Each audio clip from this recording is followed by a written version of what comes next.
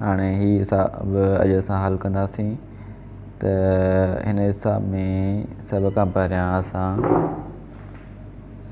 जेका सो छा कंदासीं, बार खे हल कंदासीं। छा हल कंदासीं? बार। ठीकु आहे। हाणे ही बार असां जंहिंजे मथां लकीर हूंदी आहे, सभ खां पहिरियां असां छा कंदा आहियूं, उन लकीर खे हल कंदा आहियूं। त असां हिनखे छॾाईंदासीं। ॿिया जेके हूंदा जीअं जो तीअं लिखी ईंदासीं।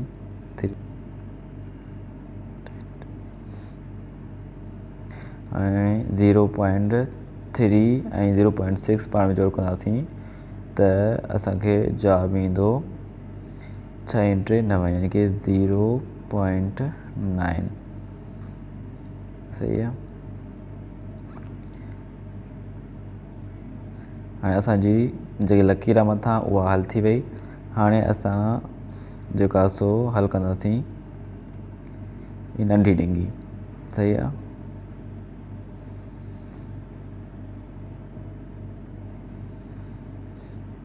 ही नंढी डिंगी असां छा कंदासीं, हल कंदासीं।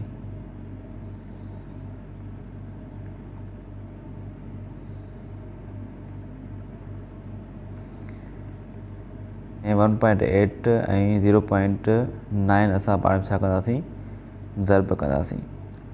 त असांखे छा मिलंदो, हाणे असां ज़र्ब कयूं था। मिसाल जी ॻाल्हि आहे,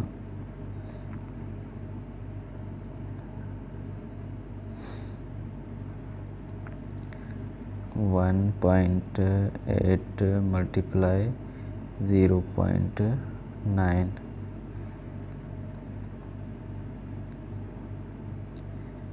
त 8×9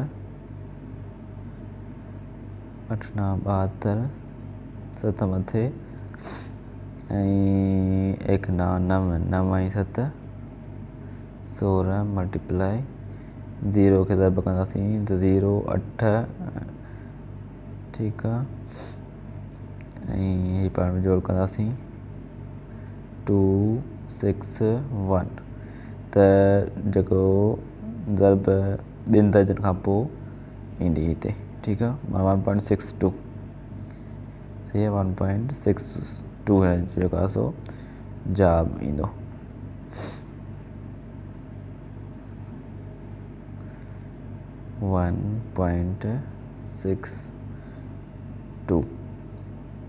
ब्रैकेट बंदि। वंडिया। हाणे असां नंढी डिंगी खे छा कंदासीं, ख़तमु कंदासीं। छा जे करे उन जो जवाबु मिली वियो 2.4 - 1.62 विझी डिंगी बंदि, वरी डिंगी बंदि। हाणे असां कंदासीं छा, विची डिंगी खे हल। छा कंदासीं, विची डिंगी खे हल कंदासीं। ठीकु आहे। हाणे 2/4 मां 1/62 खे असां छा कंदासीं, कट कंदासीं। 2/4 खे, ठीकु आहे, 0.78। ठीकु।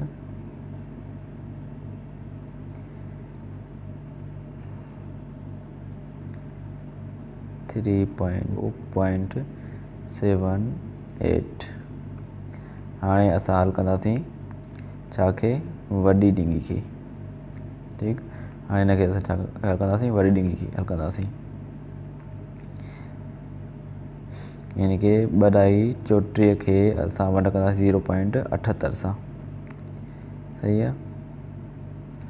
त बराबरि 3.05 प्लस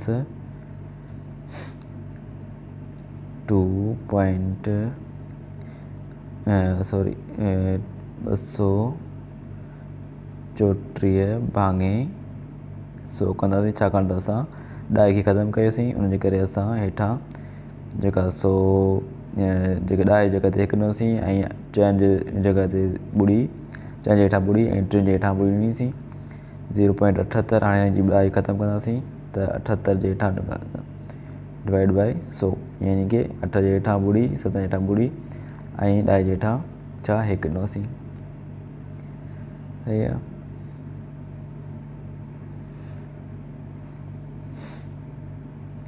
बराबर 3.05 प्लस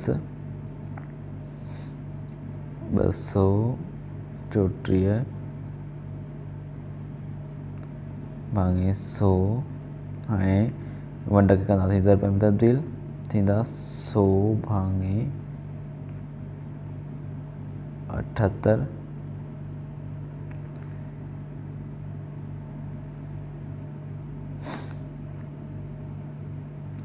तो हाणे 100 में कटिजी वेंदो 100 बाक़ी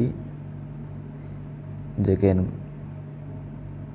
बचंदा 3.05 प्लस हाणे मथां थी वेंदा 234 भागे 78। सही आहे।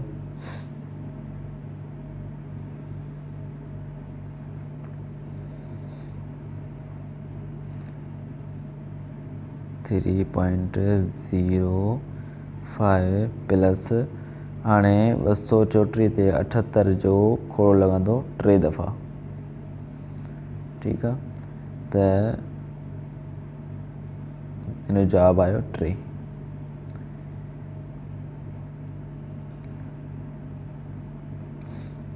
थ्री पॉइंट 0.5 प्लस 3 त हाणे 3.05 असां ऐं 3 जोड़ कंदासीं त असांखे जवाबु मिलंदो 6.05।